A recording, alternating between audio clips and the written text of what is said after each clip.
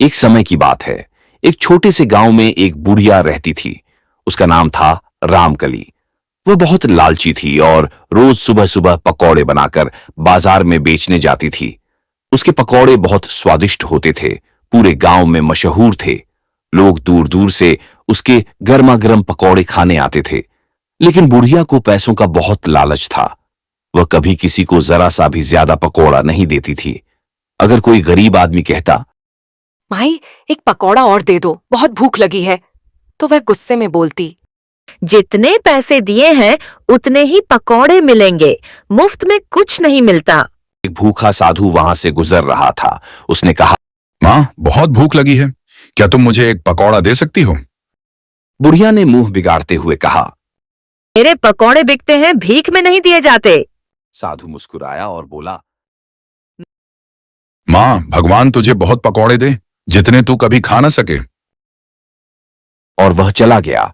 उस रात बुढ़िया ने सोचा, अगर भगवान मुझे सच में बहुत पकौड़े दे दे तो मैं मजे करूं। अगले दिन सुबह जब वह पकौड़े तलने लगी तो एक अजीब बात हुई।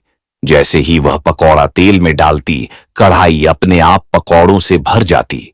शुरू में बुढ़िया बहुत खुश हुई। वाह, अब तो मैं अमीर बन जाऊंगी। इन पकौड़े रुकते ही नहीं थे। पूरे घर में पकौड़े भर गए। रसोई, आंगन, कमरे, यहां तक कि दरवाजे और खिड़कियां भी पकौड़ों से भर गईं। बुढ़िया चिल्लाने लगी, बस करो, अब और नहीं चाहिए पकौड़े। लेकिन पकौड़े बढ़ते ही गए। आखिरकार उसने डरकर कहा, बाबा, माफ करो, मैं लालची नहीं रहूंगी।